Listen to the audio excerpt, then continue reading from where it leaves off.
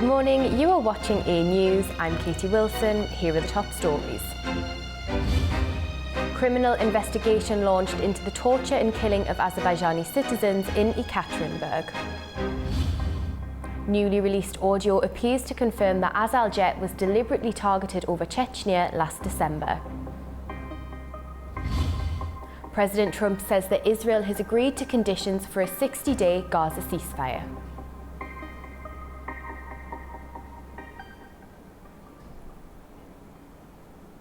Azerbaijani prosecutors opened a criminal investigation into the torture and killing of Azerbaijani citizens in Russia's Ikatronburgg. Forensic authorities have confirmed that those killed during the Russian security operations did not die from gunshot wounds, but from severe head injuries caused by blunt force trauma. New forensic evidence has revealed how Hussein and Zeedin Safarov, two Azerbaijani citizens killed during the Russian security raids in Ikatronburgg, lost their lives. According to the Director General of the Forensic Medical Examination and Pathological Anatomy Union of the Ministry of Health, Adalet Hasanov, neither man suffered gunshot wounds. Instead, both died from severe head injuries caused by blunt force trauma. More precise details have emerged how Zeedin Safarov died. Forensic reports state he sustained fractures at the base of the skull and extensive brain injuries leading to fatal traumatic brain damage. The cause of death was determined to be blows inflicted with a hard, blunt object.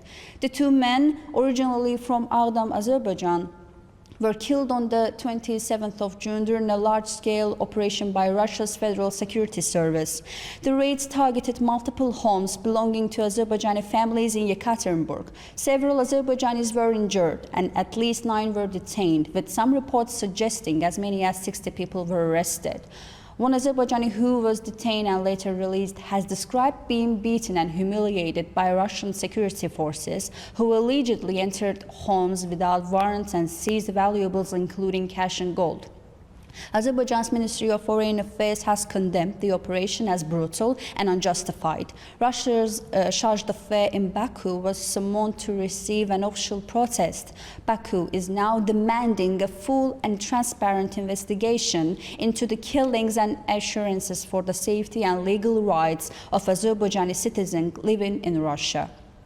While Russian officials claim the raids were tied to investigations into Syria's past crimes allegedly involving Russian citizens of Azerbaijani origin, they have yet explained the deadly force used during the operation. The bodies of brothers Zeedin and Hussein Safarov, who were killed during a Russian Federal Security Service operation in Ikatronburgg on June 27th, were returned to Azerbaijan's Azerbaijani city on Tuesday morning for burial.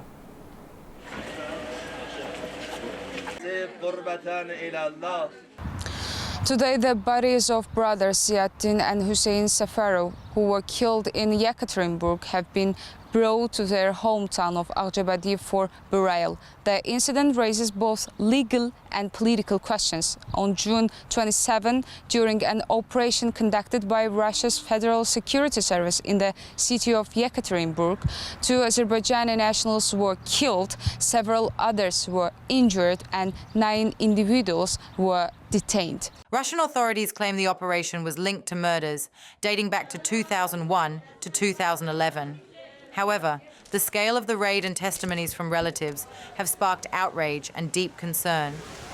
Dünən saat 8 radələrində reyslər, cənazələr ölkəyə gətirildi, Bakı şəhərinə indi. Yesterday, around 8 a.m., the bodies of the deceased were brought back to the country. Due to serious doubts about the objectivity and impartiality of the forensic medical examination conducted by Russian authorities, both the families and the Azerbaijani state initiated a request for a repeat forensic examination to be conducted domestically. Once the examination was completed, the bodies were taken to the Taza Pir Mosque. After prayers were recited, the deceased were transported to their native land.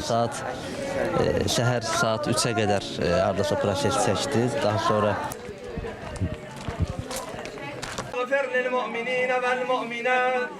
Following the repatriation, a new forensic investigation was launched in Azerbaijan. The victims' relatives say the evidence contradicts official Russian claims. Devletimizin kararı üzerine, yani daha çok devletin teşebbüsüyle. Later, a forensic medical examination was carried out by a highly professional team in Azerbaijan. I personally participated in the identification of the bodies. Let me briefly add that while I cannot interfere with the work of the investigative authorities, I was an eyewitness to the condition of my brother's bodies. The severe signs of torture and multiple lethal injuries were plainly visible. It was with great pain that I realized they had been subjected to horrific abuse before they were killed. What is truly unfortunate is that the initial statement issued by the Russian side, claiming that they died due to stress or heart failure while in stable condition, was a blatant lie. Azerbaijan's Ministry of Foreign Affairs promptly issued a formal protest and demanded a transparent and impartial investigation from the Russian side. The Russian chargé d'affaires in Baku was summoned to the ministry. The case doesn't end with the two fatalities. According to family members, others who survived the operation are now facing questionable legal proceedings, including one of the victims' brothers, who remains behind bars despite the expiration of his detention order. There are also individuals who were seriously injured in the incident and remain in custody. A fabricated legal process is being carried out against them. One of them is my 61-year-old brother, Zakir Mehdi Oglu Safarov. Although the 72-hour pre-trial detention order has already expired, I suspect that artificial obstacles are being created to prevent his release. I hope this will not be the case, but I must admit my expectations are low.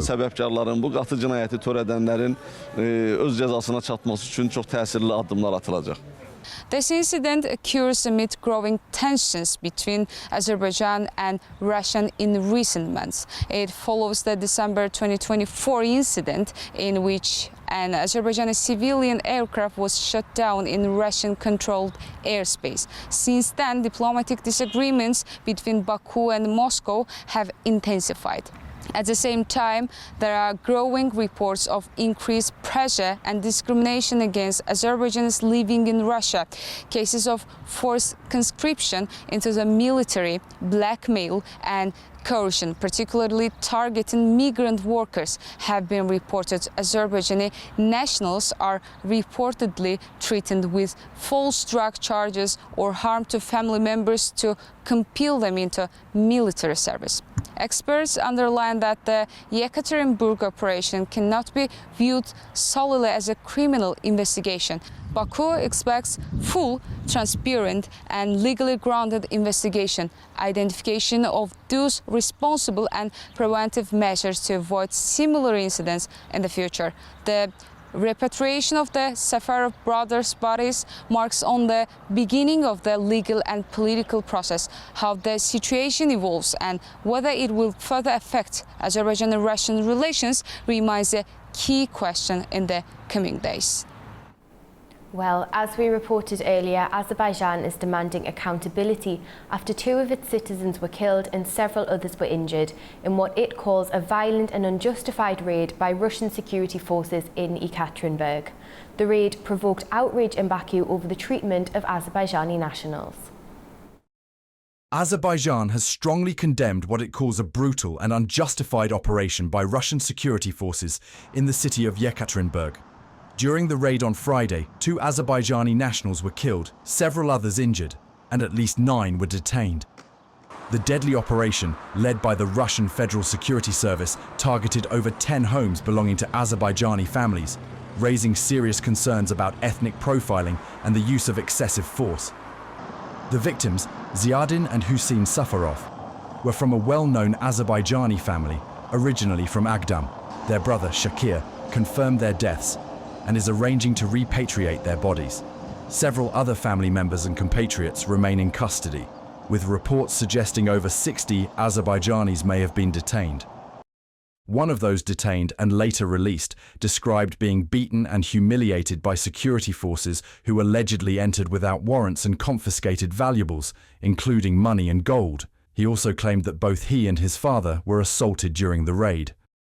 Azerbaijan's Ministry of Foreign Affairs summoned Russia's chargé d'affaires in Baku and issued a strong protest, demanding an immediate and transparent investigation. Officials accused Russian law enforcement of acting with disregard for legal standards and called the killings unacceptable.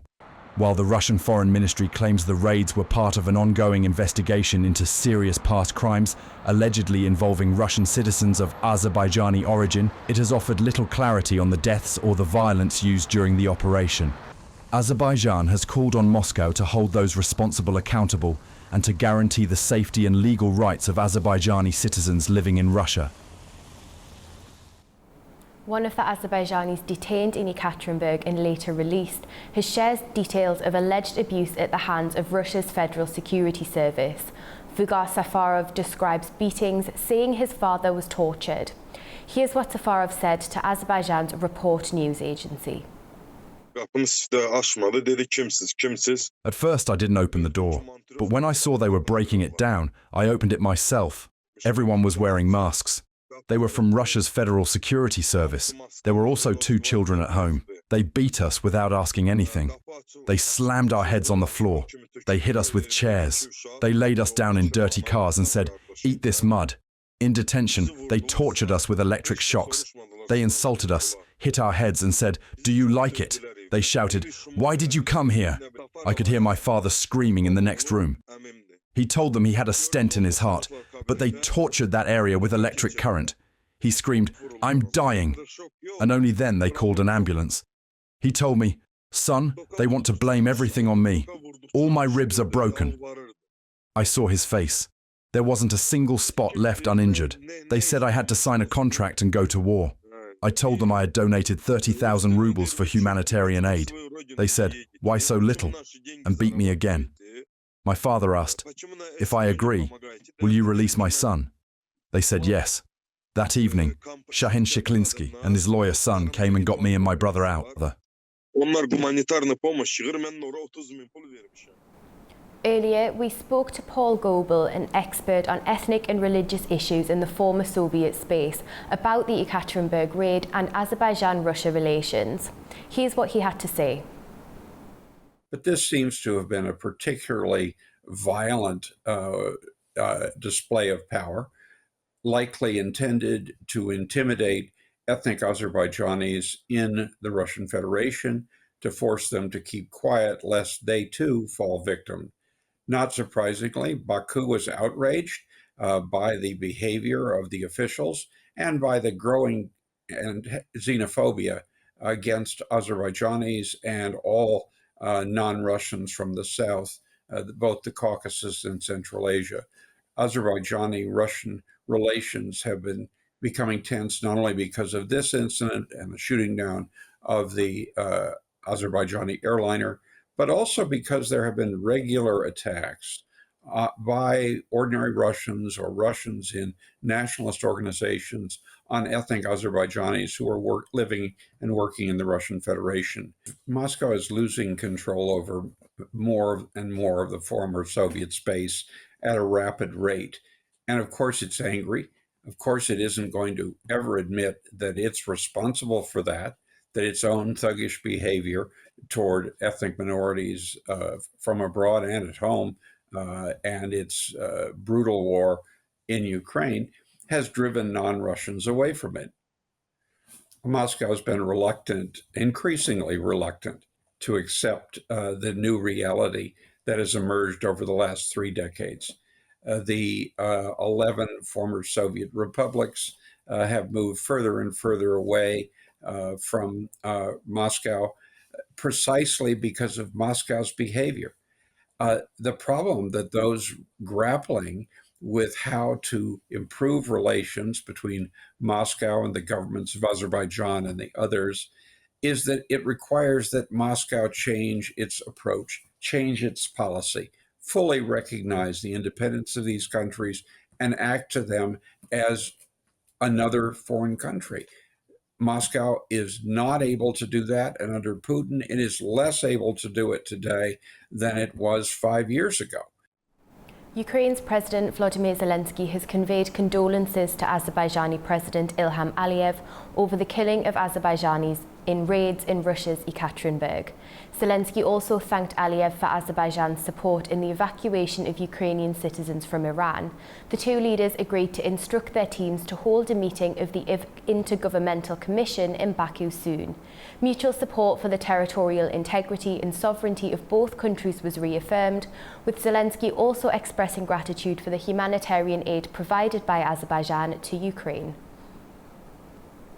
On Tuesday, Azerbaijani police detained Russian nationals over drug and cybercrime charges, and a court placed 8 of them in 4-month pre-trial detention.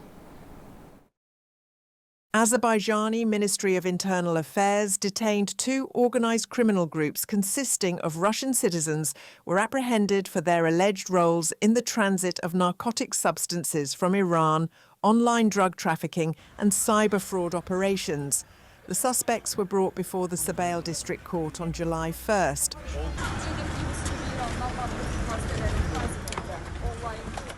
8 individuals detained for drug transit from Iran have been brought to court. The suspects are accused of being part of an organized criminal group involved in trafficking narcotics through Azerbaijan and conducting online distribution. They also face charges related to cyber fraud. The Sabale District Court has ordered pre-trial detention for the suspects. Investigation and operational measures are ongoing. Presided over by Judge Ulviya Shukurova, the court ruled to impose a 4-month pre-trial detention for 8 individuals. The 2 Sputnik Azerbaijan staff members, Igor Kartavuk and Evgeny Belousov, who were detained on Monday, have been sent to pre-trial detention for 4 months by a Baku court. They were arrested for operating illegally after the outlet's accreditation was revoked in February. Police raided the Sputnik Baku office as part of the investigation. Authorities say the outlet's closure was intended to balance Russian media presence in Azerbaijan with access for Azerbaijani state media in Russia. Azerbaijan's demand for justice in the downing of flight J28243 has taken a dramatic turn. A newly released audio recording and an alleged testimony from a Russian air defense officer appear to confirm that the AZAL jet was deliberately targeted over Chechnya last December. The leaked materials, now verified by independent Russian media, could significantly shift the course of the investigation. Azerbaijani news portal Minval.az has published explosive claims. A letter it received anonymously includes an audio recording and a written testimony from a man identifying himself as Captain Dmitry Paladichuk, reportedly the Russian officer who ordered the missile strike on AZAL flight J28243. The materials were sent together with a cover letter allegedly written by the officer himself, stating he was following direct orders when launching 2 missiles at an unidentified aircraft on the morning of December 25, 2024. According to Minval, the leaked audio contains voice commands issued over unstable radio channels with orders to destroy a radar contact approaching Grozny. The voice, described as tense and deliberate, confirms the launch of 2 missiles and reports that one hit the target. The commands are consistent with military terminology and match the reported time and location of the incident.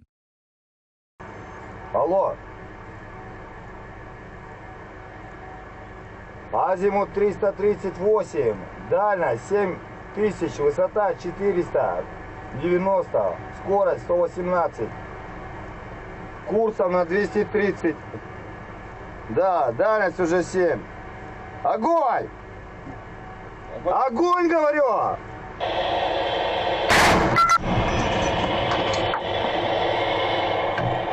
Есть ход.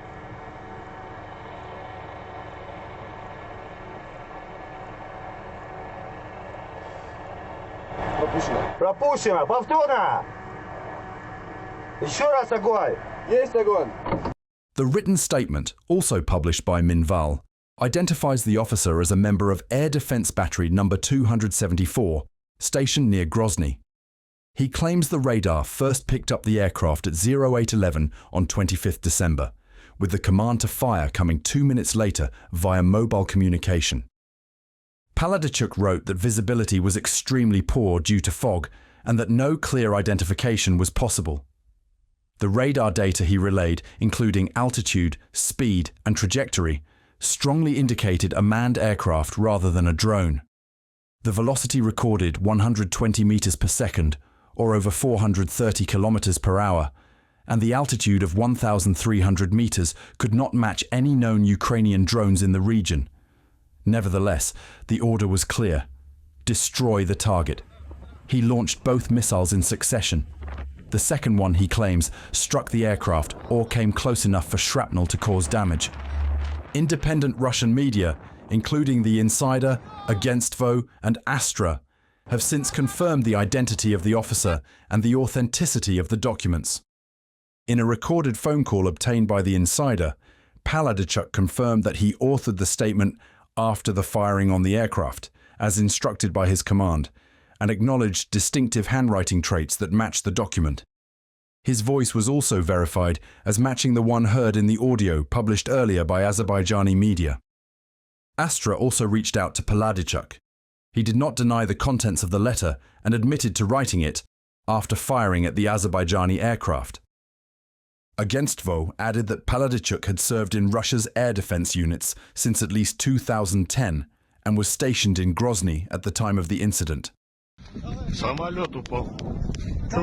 Flight J28243, operated by Azerbaijan Airlines, was en route from Baku to Makhachkala on 25th December 2024 when it disappeared from radar near Grozny.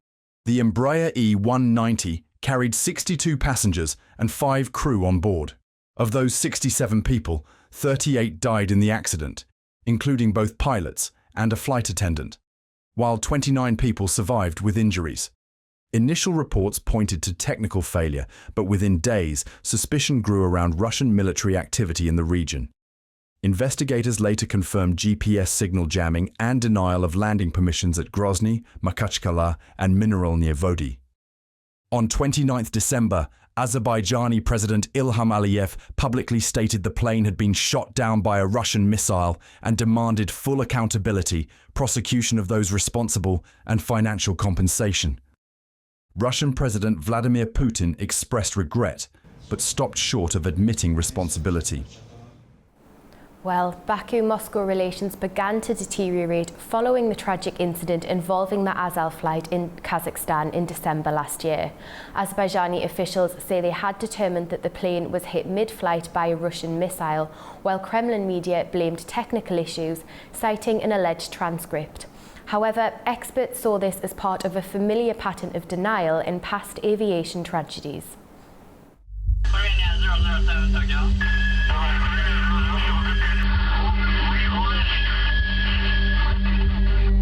On 1 September 1983, a Korean Airlines Boeing 747 was en route from Anchorage to Seoul when it strayed off course into Soviet airspace near Sakhalin Island. The USSR's response: a Soviet Su-15 fighter jet piloted by Major Gennady Osipovich was dispatched to intercept the aircraft.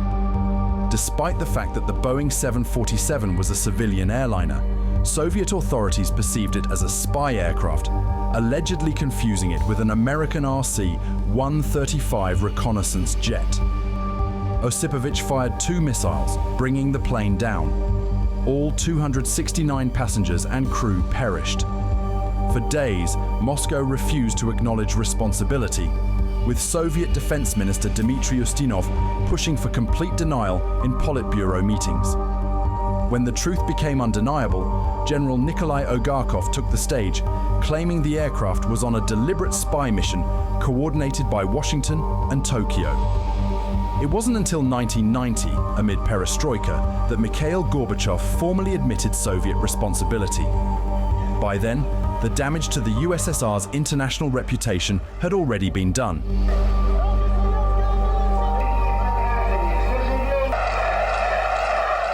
Fast forward 3 decades, and another Boeing, another missile, and another denial.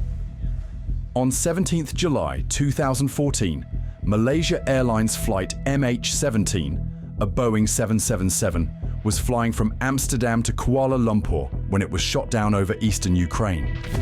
The aircraft was at 33,000 feet, cruising over Donetsk, an area controlled by Russian-backed separatists, when it suddenly disappeared from radar. The the wreckage was scattered over a 50 square kilometre area.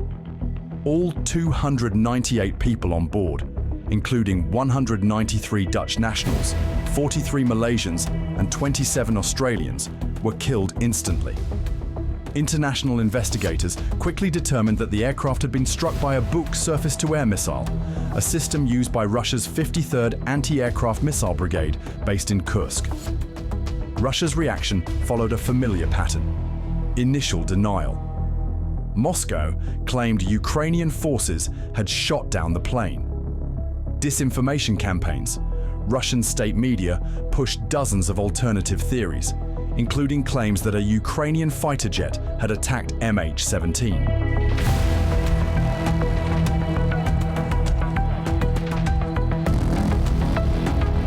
Fabricated evidence. Russian authorities even produced radar and satellite images attempting to shift the blame, many of which were later debunked. Obstruction of justice. Moscow refused to cooperate with international investigations and blocked UN resolutions aimed at holding those responsible accountable.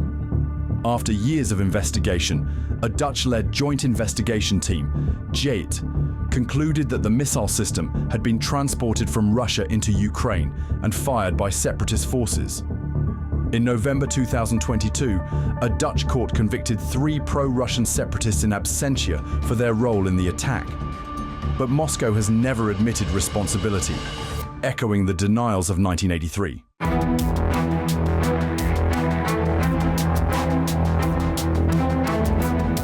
Now, in 2024, another passenger aircraft tragedy unfolds, and the playbook remains unchanged. The Azerbaijan Airlines flight 8243 crash near Aktau bore clear similarities to the previous incidents. Preliminary findings indicated that the plane was struck by a Russian surface-to-air missile, SAM, over Chechnya before it lost control. High-resolution images from the crash site further supported the external explosion theory. Aviation experts noted that the nature of the debris pattern and impact sites were consistent with a mid-air detonation caused by an external strike, ruling out engine failure or onboard detonation. Then came Putin's apology to Azerbaijan's President Ilham Aliyev, an implicit admission of responsibility, though not a public acknowledgement. Yet now, days later, a new Russian narrative emerges, a transcript leak implying a technical malfunction rather than an external attack, a media campaign to shift public perception. Going on with initial alternative theories, including claims that a bird strike caused an engine failure or that a fuel tank explosion led to the crash, despite evidence pointing to an external impact. No official confirmation, just strategic ambiguity, the same approach used for MH17 and KAL 007. Azerbaijan's government remains unmoved by these shifting Russian explanations. President Ilham Aliyev has made it clear. Bugün biz tam açık aydın diyebiliriz ki Rusya tarafından terör vuruldu. We can clearly say today that the plane was shot down by Russia. This is a fact, and no one can deny this fact.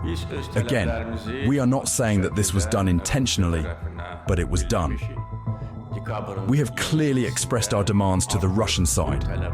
These demands were officially communicated to them on the 27th of December. What do these demands consist of? First of all, the Russian side must apologize to Azerbaijan. Secondly, it must acknowledge its guilt. Thirdly, those responsible must be punished, brought to criminal responsibility, and compensation must be paid to the Azerbaijani state, to the injured passengers and crew members. Ve Azerbaycan devletine ve zarar çeken sərnişin ve ekipaj üzvlerine tezminat ödemelidir. Will Russia acknowledge responsibility this time? With historical precedent in mind, the Aktau crash raises the same question as before. Will Moscow admit responsibility like it eventually did in 1990? Or will it continue the denialist playbook of 2014, refusing to take the blame indefinitely? The world is watching. The families of the victims deserve the truth.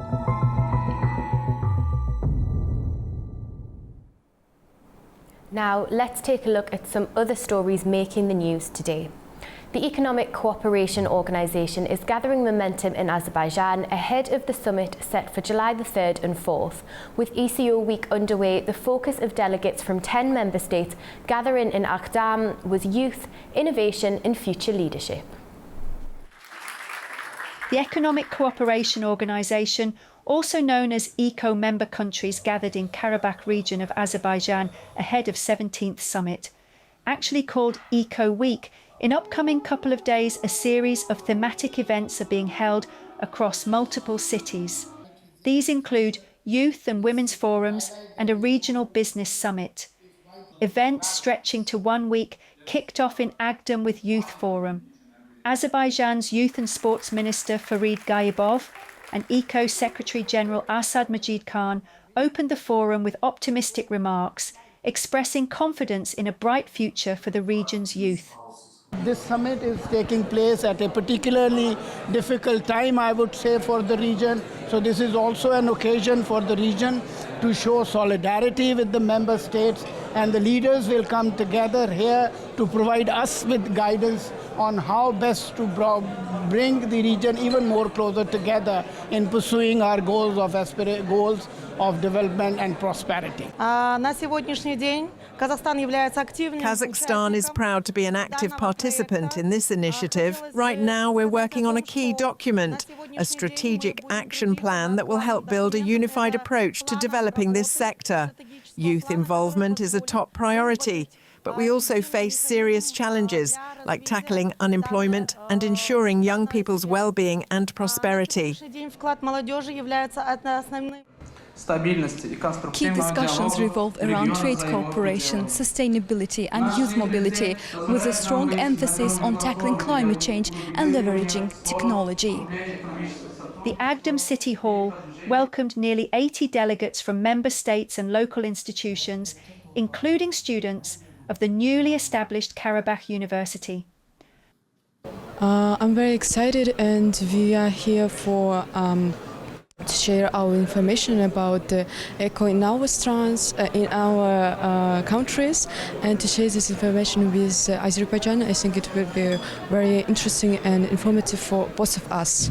I am from Karabakh University, and as a student, it's really honorable to be a participant here. And today we are gathered together in order to discuss such important issues related to ecology and human development.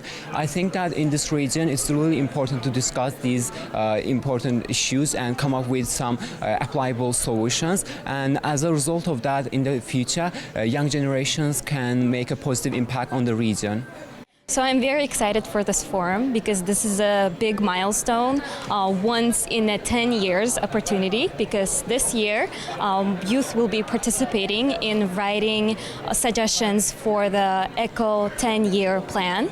So I'm very excited because we will be working together in working groups with experts and policymakers to draft our recommendations. And I think we bring a lot to the table because we're the generation to live through all of these years. The forum aims to empower young leaders to shape the region's future through innovative ideas, policy input, and digital solutions.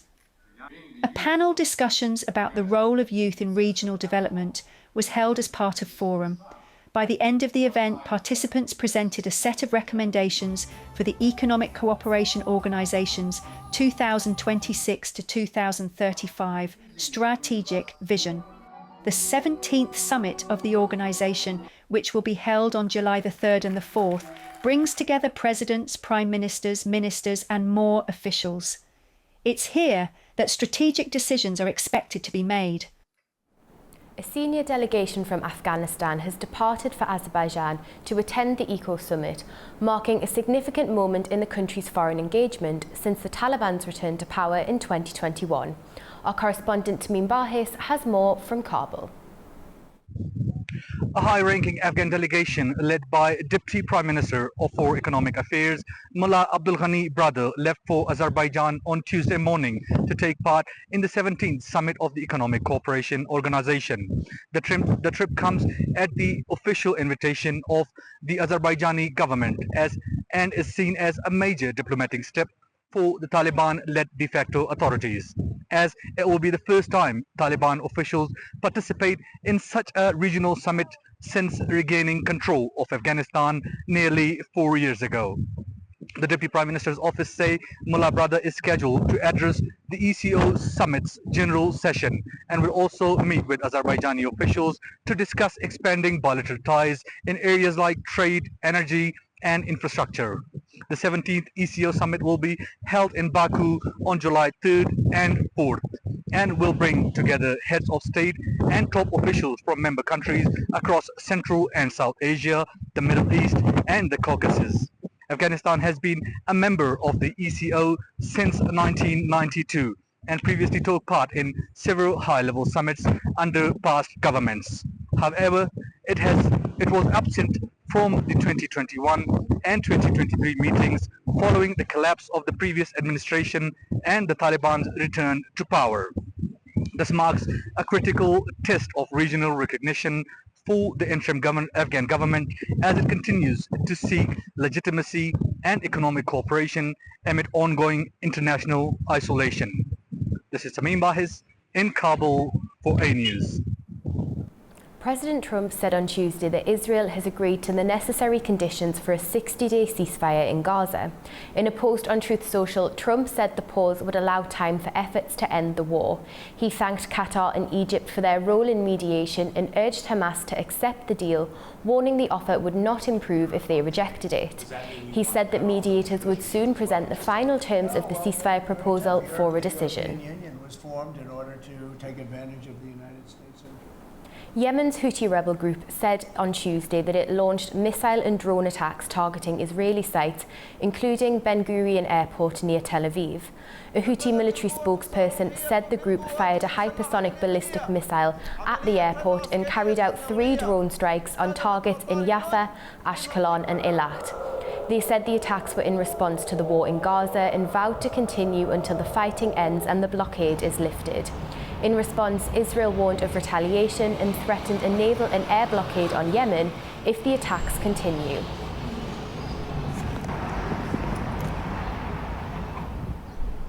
The United Nations says that the humanitarian situation in Syria remains serious. According to the organisation's spokesperson, the UN and its partners continue to deliver aid across the country. The UN's humanitarian coordinator for Syria visited the northwest of the country, meeting local communities and inspecting healthcare centres. One of the centres he visited was in Idlib, which currently provides medical services to around 100,000 people. The UN says more than 1,400 aid trucks have crossed into Syria from Turkey this year, 5 times more than in the same period last year. Since January, 1.6 million people have received assistance. The spokesperson for the UN Secretary-General says he welcomes the recent decision by the United States to lift some economic sanctions on Syria, calling it an important step towards the country's stability. And on the political front, we've been asked about our reaction to the decision by the United States regarding the rescinding of a large portion of economic sanctions on Syria. I can tell you that we very much welcome this measure taken by the United States. Our Special Envoy for Syria, Geir Pedersen, says this is a significant step towards offering the country a path to recovery, to stability, and a better future. He underscores that it is critical to give Syrian people a genuine opportunity to rebuild their own country. As we've been reiterating, and we will continue to reiterate, the importance of ensuring that all sanctions relief are fully utilized and that financial support and resources are provided alongside the easing of sanctions. Alongside sanctions relief, a transparent and inclusive political transition, together with security and protection for all Syrians, remains the cornerstone of any lasting stability in the country.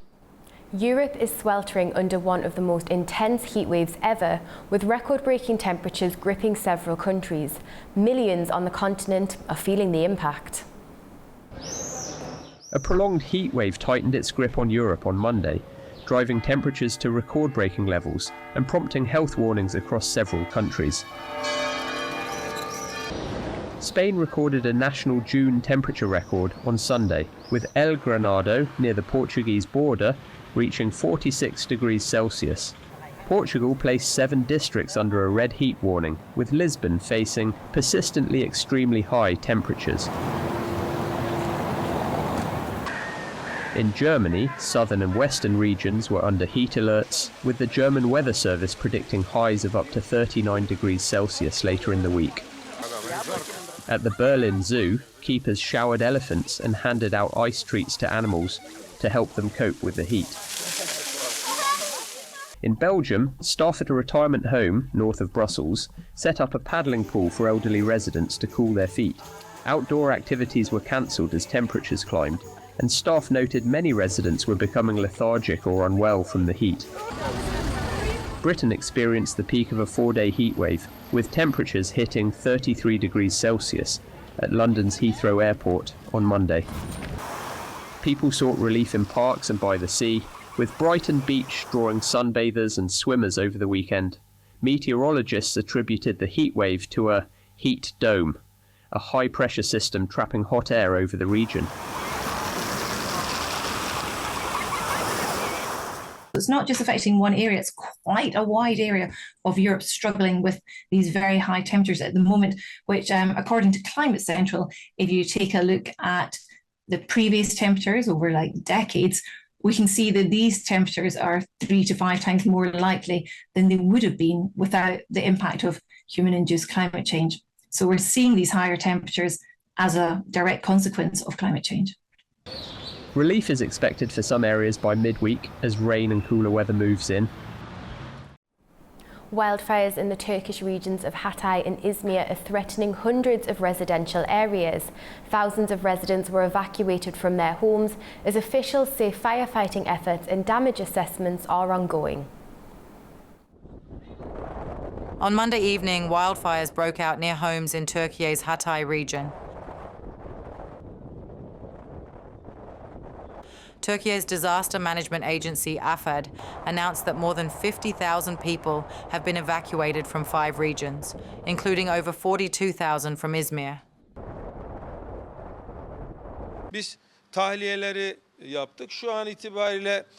We have carried out the evacuations. We have evacuated 20 houses so far, and we are housing these citizens at residence halls. Other than that, we are also meeting their needs.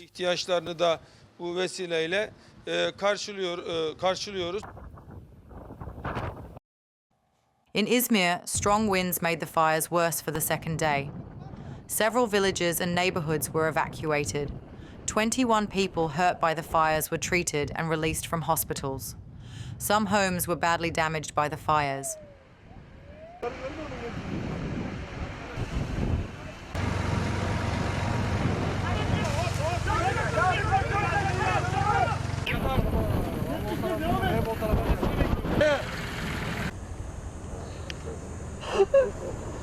It is very sad. We were really upset. We have 40 years of memories here.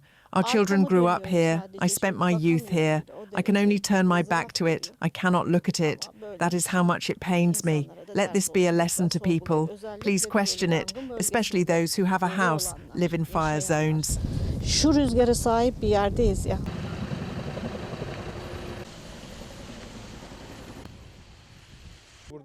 A 40-year investment was destroyed here. It is not possible to repair this place anymore. What can be done here? I guess there is damage to nearly 100 houses here. What can the state do as support? What can be done? That's it. If precautions can be taken for this not to happen again, these should be taken. Forestry Minister Ibrahim Yumaklis said 4 villages and 3 neighborhoods were evacuated as a safety measure. 21 people affected by the fire have left the hospital. Firefighters are still fighting the wildfires along the Aegean coast. Until now, I had said that 4 villages and 3 neighborhoods were evacuated as a precaution. Damage assessment work is being done by teams. Our environment and urbanization teams will go out into the field after the information that the fires are contained. 21 citizens who said they were affected by the fire due to smoke or other reasons, have all returned home after outpatient treatment.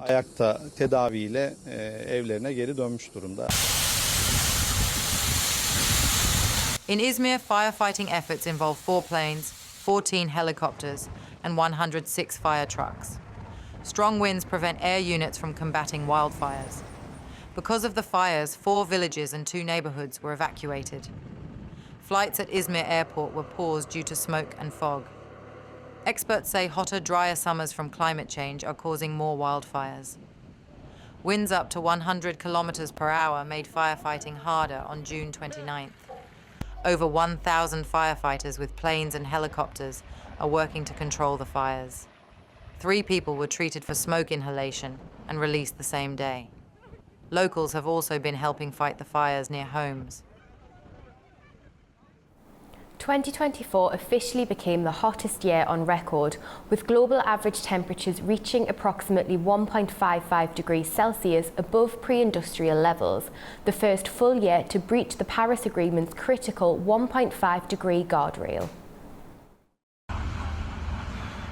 The World Meteorological Organization confirmed that the 1.5 degrees Celsius was breached after reviewing data from US, UK, Japan and European Union scientists.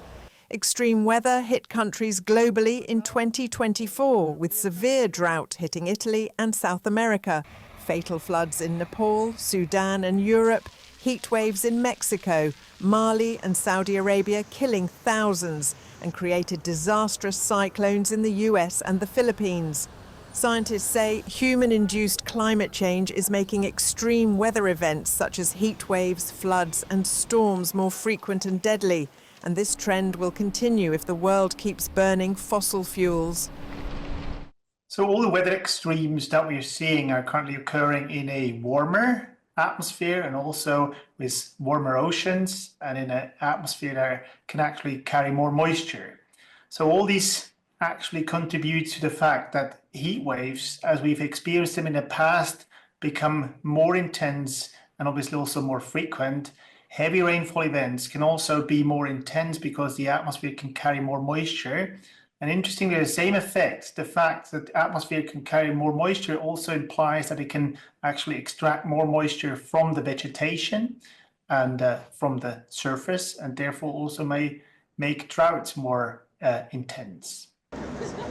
On average globally, a heat wave that would have occurred once in 10 years in the pre-industrial climate will now occur 2.8 times over 10 years, and it will be 1.2 degrees warmer, according to an international team of scientists with the World Weather Attribution Group. And as heat waves become more frequent, so do wildfires. In Los Angeles in January, dozens of people died in the flames that spread fast. Whole neighborhoods were left smoldering ruins. Officials said at least 12,300 structures were damaged or destroyed. In Europe, more than 9 out of 10 fires were ignited by human activities such as arson, disposable barbecues, electricity lines or littered glass, according to EU data. Meanwhile, a hotter atmosphere can hold more water, which creates worse storms, and torrential rainfall, which in turn leads to intense downpours, causing rivers to burst their banks, flooding and landslides. Experts say atmospheric water vapor reached a record high in 2024, and the US National Oceanic and Atmospheric Administration said it was the 3rd wettest year on record. 6 typhoons hit the Philippines in 30 days last year, a record-breaking storm season in the Pacific Ocean. The likelihood of compounding events like this series of typhoons or hurricanes such as Helene and Milton that hit the United States back-to-back in late September and October will increase with global warming, according to the World Weather Attribution Group.